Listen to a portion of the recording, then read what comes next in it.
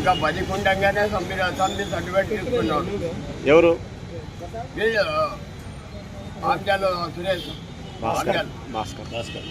ఆంధ్రాలు భాస్కర్. వాడు ఎవడో ఎక్కడో మాకు సంబంధమే లేదు. నా కొడుకులకి మోహన్ కుమార్, సునీల్. ఆంధ్ర భాస్కర్ మీకేం కావాలా? అసలు వాడు ఎవడో సంబంధమే లేదు మాకు. వాడు మొక్కమే చూడలేదు.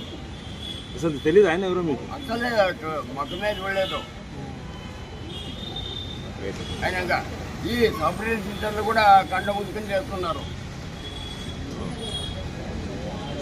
ఏంటి ఆదాయం కావాలి 1,00,00,000 రూపాయలు. వాళ్ళ పైన కంప్లైంట్ ఇచ్చినారు మరి? ఇచ్చినాము. ఎంతమంది పైన? ఇట్లా ఎవరు చేసినారు వాళ్ళ పైన సంతకాలు. ఏమని చేసినారు వాళ్ళు? ఇప్పుడు ఏమేమి చేసినారు? ఇప్పుడు ఎన్ని ఎకరాలు రాసుకున్నారు వాళ్ళు? 6 ఎకరాల 51 సెంట్లు. 6 ఎకరాల 51 సెంట్లు. మీ దగ్గర హైవేకి ఇచ్చినారా? 90 ఎకరాలు 90 సెంట్లు పోయింది. మిగిలిందే మాది. మీ పేరు? ఎగటి ఈశ్వరప్ప. Two town inspector. నాకు ఇప్పుడే వై ఈశ్వరప్ప మందగిరి పంచాయతీ ఆదోని పట్టణానికి సంబంధించిన ఒక వ్యక్తి వచ్చి అతను డెత్ సర్టిఫికేట్ని వై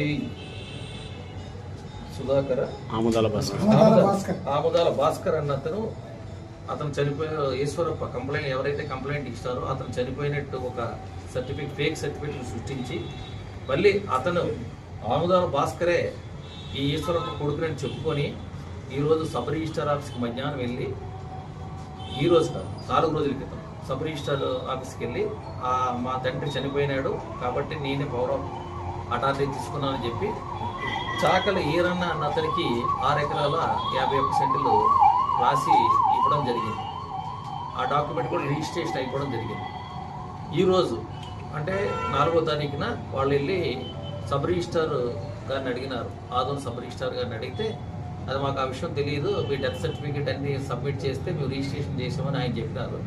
దాని మీద ఆయన ఈ రాయించుకున్న చాకల ఏదన్న రాసి ఇచ్చినటువంటి ఆముదాల భాస్కరు, అలాగే రిజిస్ట్రేషన్ చేసినటువంటి సబ్ రిజిస్టార్ గారు వాళ్ళ స్టాఫ్ మీద కంప్లైంట్ ఇవ్వడం జరిగింది. దాని మీద కేసు రిజిస్టర్ చేస్తున్నాము.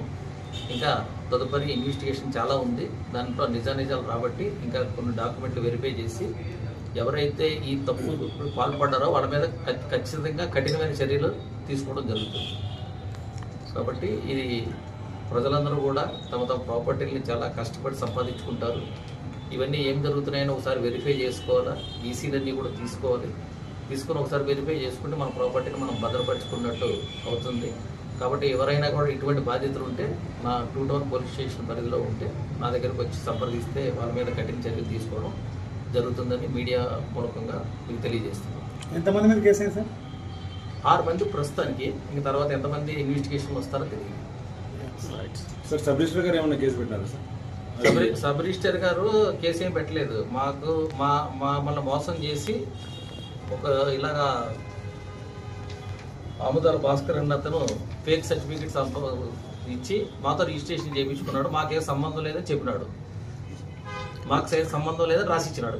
అంటే అది ఫేక్ ఒరిజినల్ అని ధృవీకరించవలసింది వాళ్ళే కదా సార్? వాళ్ళే ధృవీకరించుకోవాల్సింది వాళ్ళే. అందుకని ఇన్వెస్టిగేషన్లో ఇవన్నీ వెరిఫై చేస్తాం. దాంట్లో అతనికి ఇంటెన్షన్ ఎంత ఉంది, నాలెడ్జ్ ఎంత ఉంది అనేది దాని మీద బేస్ అయి ఉంటుంది. ఎవరిని చిట్ చేసినప్పుడు వాళ్ళు ఆ గవర్నమెంట్ ఎంప్లాయ్ ఆయన వెరిఫై చేసుకోవాలి కదా. నేను సమ్ ఎక్స్ని అరెస్ట్ చేయాలంటే వైని అరెస్ట్ చేస్తే ఊరుకుంటారా?